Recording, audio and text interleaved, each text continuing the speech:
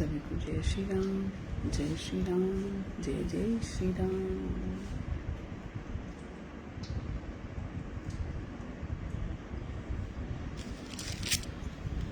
चलिए शुरू करते हैं।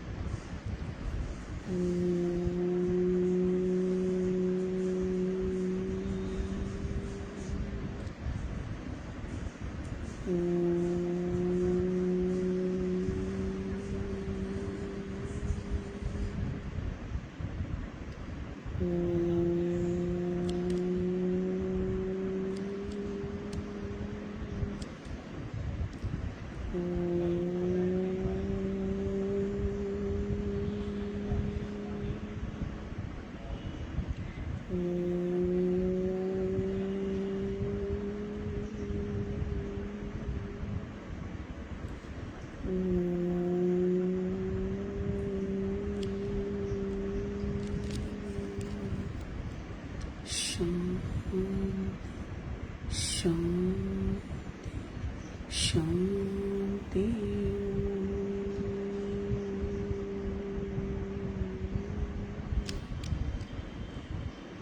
Thank you God, thank you God, thank you God, thank you God, thank you God, thank you God, thank you God, thank you God, thank you God, thank you God, thank you so much। शुक्रिया शुक्रिया शुक्रिया, धन्यवाद धन्यवाद धन्यवाद।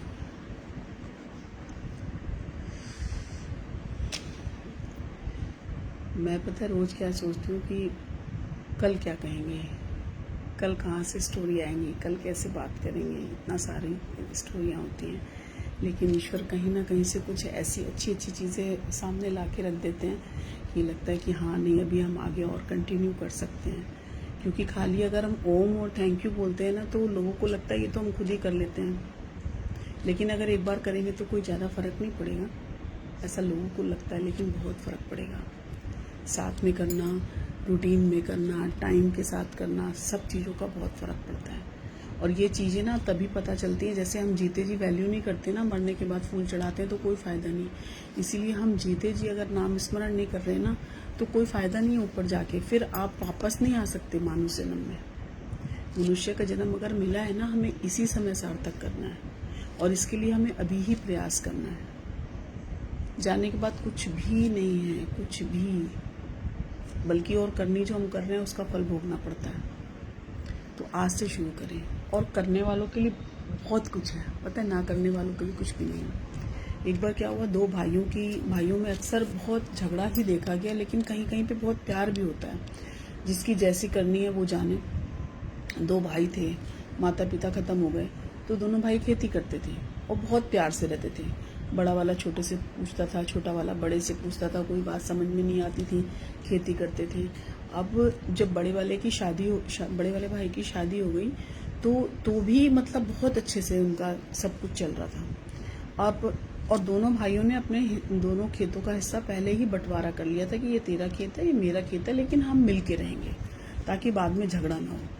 अब जब बड़े वाले भाई की शादी हो गई तो एक बार खेती हुई, तो जैसे कहते हैं दुकान पे होता है ना, एक भाई चला गया तो दूसरा आके बैठ गया, ऐसे वो भी करते थे। तो बड़े वाले भाई ने छोटे वाले से कहा कि तू जाके जो है खाना खा के आ, फिर मैं जाता हूँ। तो उसने कहा नहीं आप बड़े हैं, आप चले जाइए। तो बड़ा वाला भाई चला गया। अब छोटे वाले भाई के दिमाग में क्या आया, इसकी तो फैमिली है, बच्चा है, शादी भी हो गई, इसकी जिम्मेदारी ज़्यादा है, तो क्यों ना मैं 10 बोरी अनाज इसके वाले खेत में डाल दूँ। अब उसने जल्दी भाई जब तक खाना खा के आता, उसने 10 बोरी अनाज उसके खेत में डाल दिया। पता तो चलता नहीं इतना सारा होता है। अब जब बड़ा वाला भाई आ गया, अब छोटा वाला चला गया, तो बड़े वाले भाई के मन में क्या आया कि मेरा तो परिवार भी हो गया, बच्चा भी हो गया, सब कुछ हो गया, इसके लिए तो अभी बहुत सारा सफर बाकी है, तो इसको पैसों की ज्यादा जरूरत है, तो क्यों ना मैं इसके खेत में अपनी 10 बोरी डाल दूं। अब वो छोटा वाला भाई जब खाना खाने गया तो बड़े वाले भाई ने जल्दी इसके खेत में 10 बोरी डाल दी। रहा हिसाब किताब बराबर, लेकिन इसका सार क्या निकलता है कि दोनों भाइयों में प्रेम कितना है।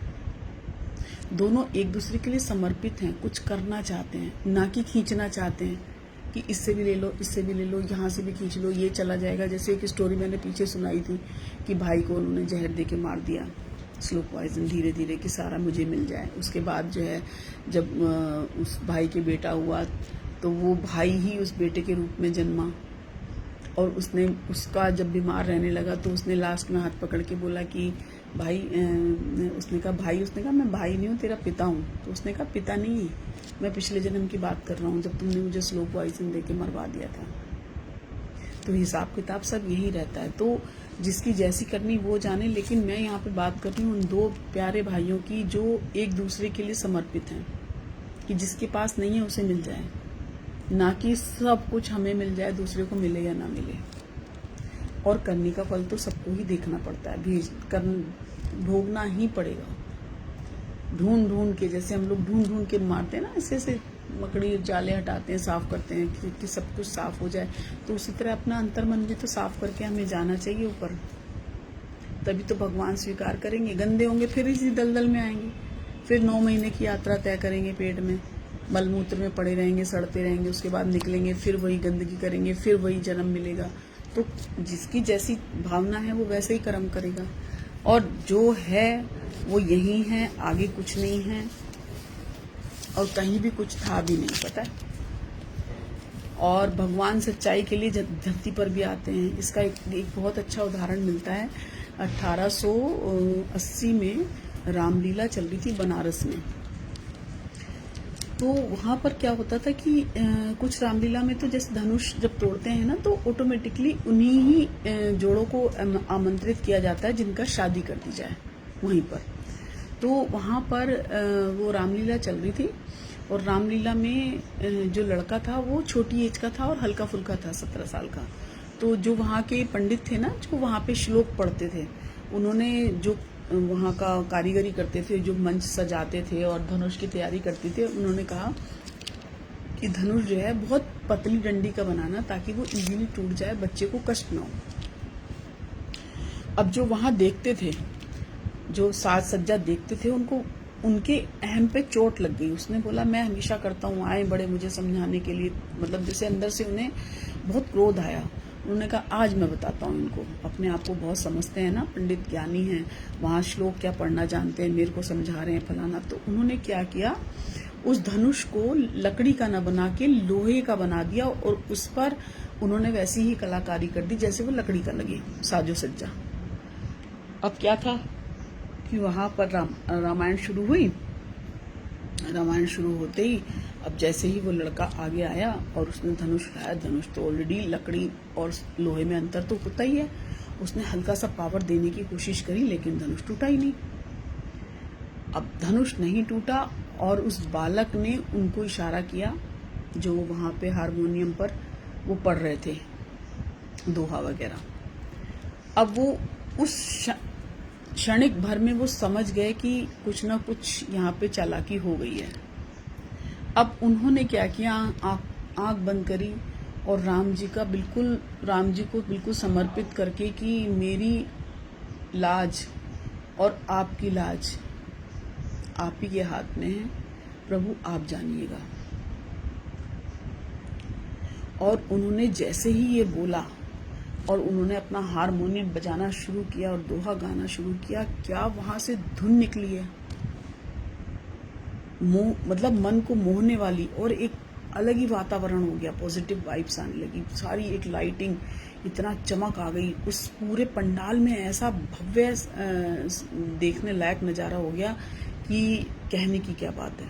मतलब आप इमेज कर सकते हैं उसको, महसूस भी कर सकते हैं अगर जो करना चाहेंगे। और उन्होंने जैसे ही वो मंत्र उच्चारण किया और उस लड़के को इशारा किया कि अब धनुष उठाओ, प्रदक्षिणा करके चारों तरफ, और उस लड़के ने धनुष उठाया और वो धनुष पल भर में ही 2 टुकड़े हो गया। अब जिसने वो धनुष बनाया था वो तो बैठा था नजारा देखने के लिए कि अब मजा आएगा, अब पता चलेगा, जो ये अपने आप को लगाते हैं ना, जो ये हारमोनियम बजाते हैं, अब पता चलेगा। वो वहां से जो उसके आंखों से रोना शुरू हुआ और सारा का सारा पंडाल जय श्री राम के गुंजारों से जो गूंजा है, और सबको बाद में पता चला कि लोहे का धनुष था। ये तो साक्षात प्रभु का चमत्कार हुआ है।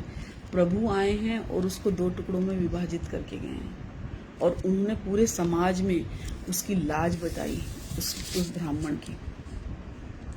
और वो रामलीला भगवान जी को, तो भगवान जी की ही है रामलीला, तो राम और लीला, राम की लीला राम जी को ही समर्पित है और राम जी ही कराते हैं। बस आपका समर्पण कितना है ये देखना है।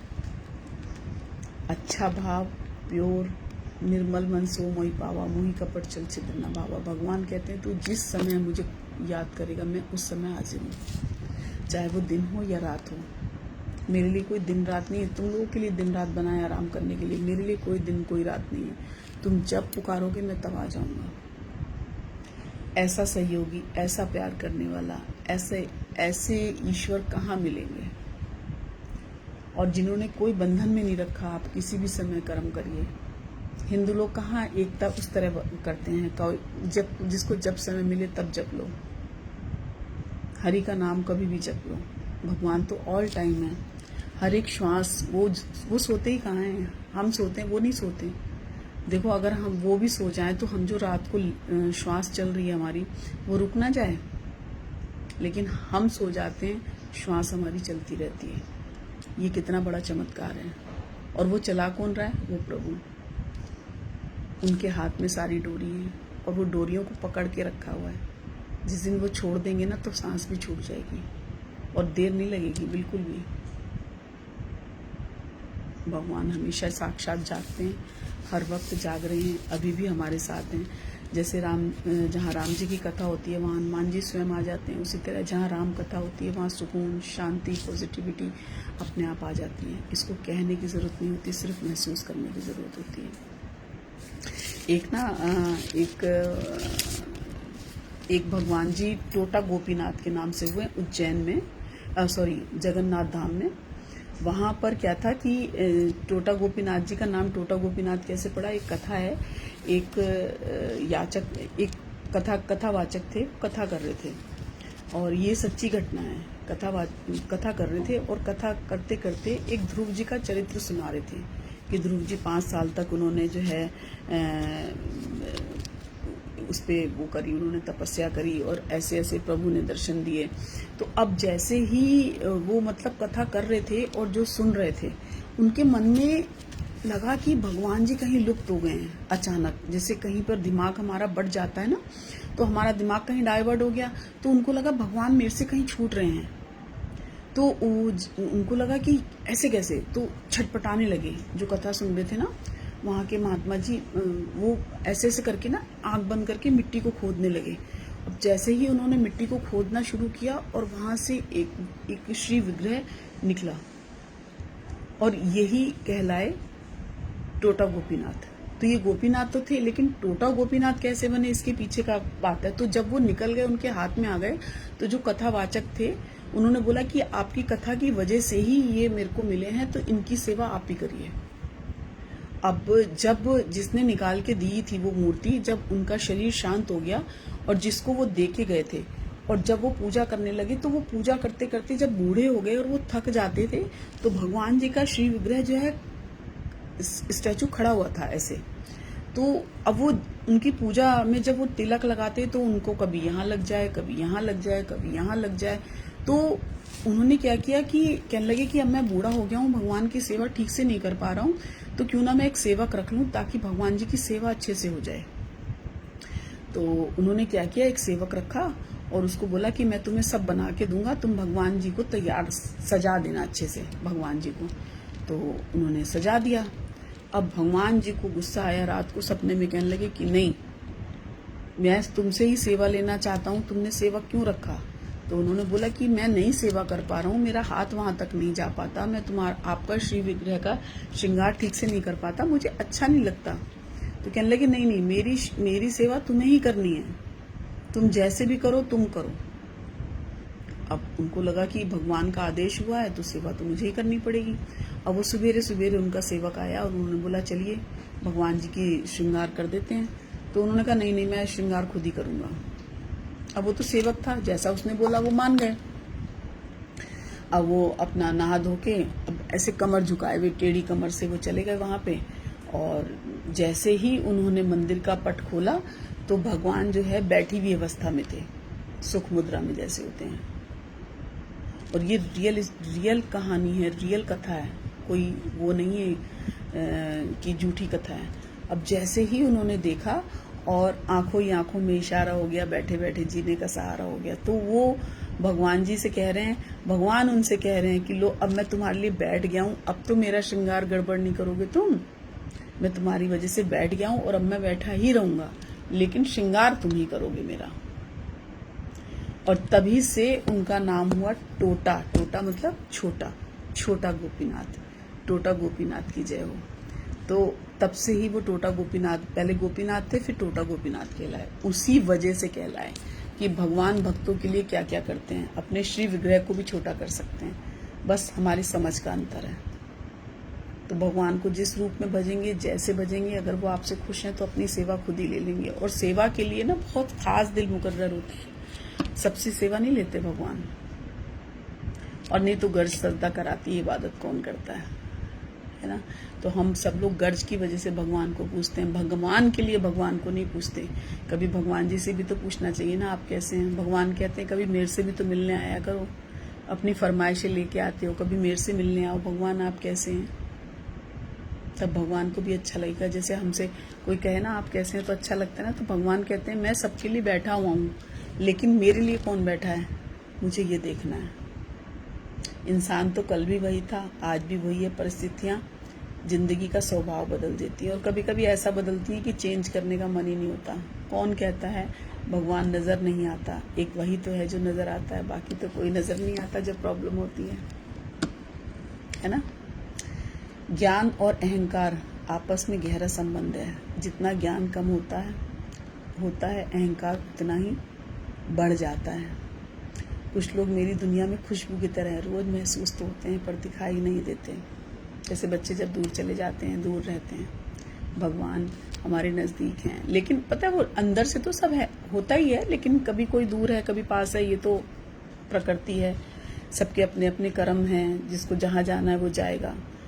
मदद करना सीखिए फायदे के बगैर, मिलना जुलना सीखिए मतलब के बगैर, जिंदगी जीना सीखिए दिखावे के बगैर। अंधेरा वहाँ नहीं जहाँ तन गरीब है, अंधेरा वहाँ है जहाँ मन गरीब है। जो मन को समझ ले वो पूजनीय है, पार्थ, फिर चाहे वह माँ हो, प्रेम हो या परमेश्वर हो। जीवन एक विद्यालय है, इसमें कठिनाइयाँ, परीक्षा और समय शिक्षक का काम करते हैं। अजीब खेल है उस परमात्मा का, लिखता भी वही है, मिटाता भी वही है, भटकाता है राह तो दिखाता भी वही है, उलझाता भी वही है, सुलझाता भी वही है। जिंदगी की मुश्किल घड़ी में दिखता भी वही है, मगर साथ देता भी वही है। सही बात है। और कौन देता है? मैं प्रभु की संतान हूँ, ऋषियों का वंश हूँ और परमात्मा का अंश हूँ। इस चीज को कभी भूलना नहीं चाहिए। और प्रभु सबके साथ हमेशा रहते हैं। हम जो कुछ भी हैं वह हमारे विचारों का ही परिणाम है। जीवन में स्वयं को संभालना सबसे बड़ी साधना है, क्योंकि स्वयं को संभाल लिया तो फिर किसी से कोई शिकायत नहीं रहेगी। नहीं बदल सकते हम खुद को औरों के हिसाब से। एक लिबास हमें भी दिया है ऊपर वाले ने अपने हिसाब से।